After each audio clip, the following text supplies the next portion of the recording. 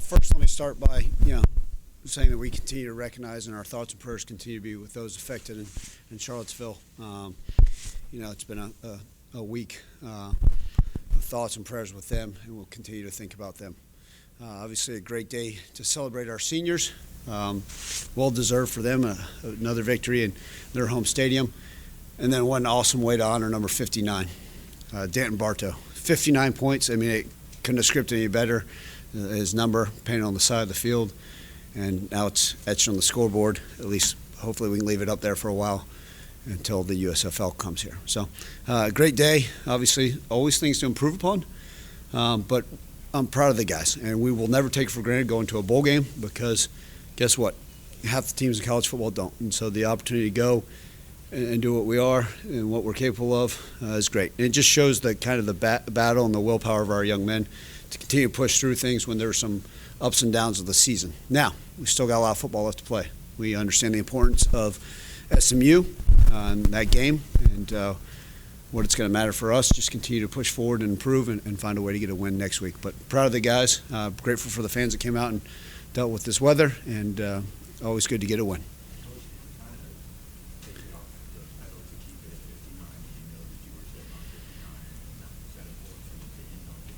It is important.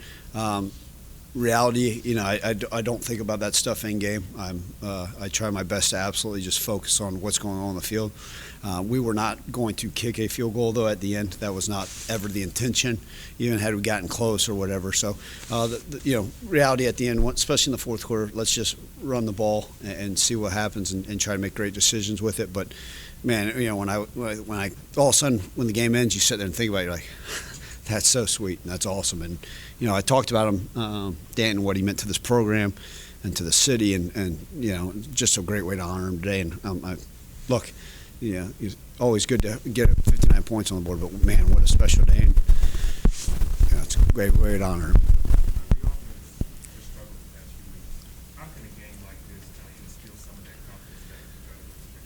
Yeah, I think the word I've been using almost all season, Frank, with our offense has been inconsistent. And it's like sometimes, man, we look like we're unstoppable, and other times we stop ourselves.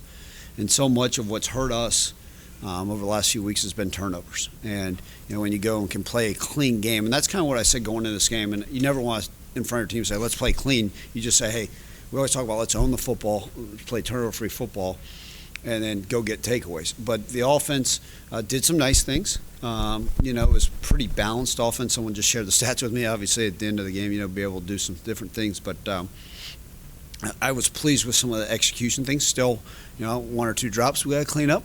Still got to continue to find different ways to get playmakers the ball. And I'm always going to challenge everybody to continue to find ways to improve. And for us as coaches to put our guys in the right position schematically and our best players on the field. But, look, it's good. Some of those, obviously, those points on the board were because of the great job by the defense and special teams. But, look, I think what it does is just gives your guys another week of hope and belief. And I've shared that all along. I know you're talking about just the offense, Frank. But in general, even the losses, as sick to my stomach as I was, I knew our guys continue to care. They'll show up tomorrow hungrier than they've ever been and just saying, okay, what else? Give us more. And no different had the score gone the other way because that's the type of young men we have. Ryan, obviously, Zay and Q were guys who came back to lead this defense. That was a priority for them when they announced they're coming back.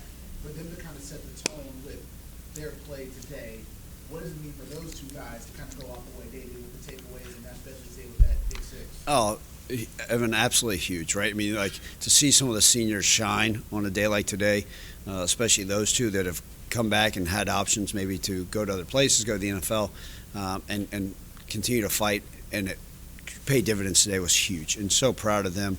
I was telling stories to our team yesterday, even today, just about the opportunity when I met some of these guys, right, and some of our seniors. I can remember vividly where I first met Quindell Johnson, right, where I first met Zay Collins, where I first met Matt Dale, and the relationships have blossomed for them. So for me today, I know they're thrilled, but, man, I'll have a big smile on my face just because of what the credit they deserve and everything they poured into this program. So it was a huge day for them, especially for those two individuals who have continued to play great on defense and been huge leaders, and how instrumental they meant to our program.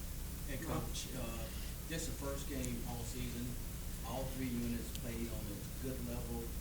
How satisfying is it to finally get that 3 level and also get a return back for a touchdown to keep the streak alive for the year? Yeah, to play good football, you need all three phases, and we haven't done that. Let's be very real. We have not done a good job playing consistent football in all three phases this season, and that's where it's led us to not being where we want to be from a record standpoint.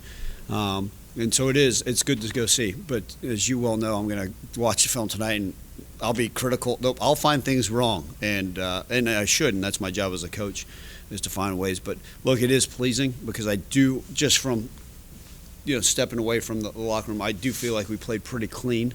But there's a lot more to improve upon. But it is nice. And then anytime you get a special teams return, you go through college football and you just watch what happens in some of the things. It's just what a difference it makes. And the biggest thing is play. I believe we turned over free football right by our offense and special teams, and then get takeaways. What a difference that makes. And you go back and you watch some games throughout college ball and the NFL. It's now more than ever. Turnovers and takeaways have made an instrumental difference, and then special teams as well. Ryan, you got a lot of young guys in the game in the second half. How important is that going forward to get guys, like Sutton Smith and Coffee a little bit of playing time? Yeah, it's great. I mean, I think what it does is, obviously we've seen different guys that have gotten in at different times, but, and Darius Coffey's a guy that's got a bright future for us that's had some injuries, but to be able to see him get in, right? We've seen flashes of Sutton Smith, but to say, okay, hey, now you're going to go in there for an entire series instead of 2 plays and design plays that he's practiced, that's huge, right? McKylan Pounders, right, who had played early for us a little bit, but to be able to play almost the entire second half. A guy named Terrence McLean, who we had high hopes for, and we have another young tackle. To see some of those guys, right, some of the young defensive players go on there, it's huge because now all of a sudden they're getting their feet wet. We had a true freshman defensive back and DJ Bell going there. I'm sure some of you guys were sitting there scrambling around for your roster saying, who the heck is that? And so that's great. One, it gives them in-game experience, which is huge. But then also, okay, this is real life. This is not just a Wednesday practice. This is what it's like when the bullets are firing. And pleased with them. I thought we did some good things, but guess what? We're going to be ultra critical of them as well.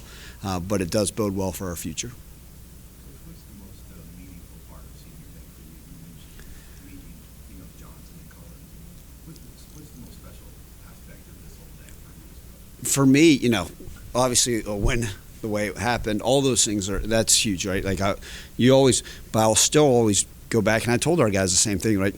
And as a guy that's coached for a while and these players, you always hear them talk about the relationships and what the locker room was like. And for me, that's what will go back. Like I remember vividly doing an in-home visit with Matt Dale. And I will never forget that in my day in my life because it's the first time in my life I've ever been scared of a dog, because his dog's the size of the table. And I to this day I still remember that, and having dinner with some of these guys and the phone conversations. I wish I could bring Quindell Johnson's mom here to the press conference. I told her I was going to because she had some choice words for some of you guys. But I think about those relationships, and that's my family. And so these are going to be lifelong relationships and just the building over time.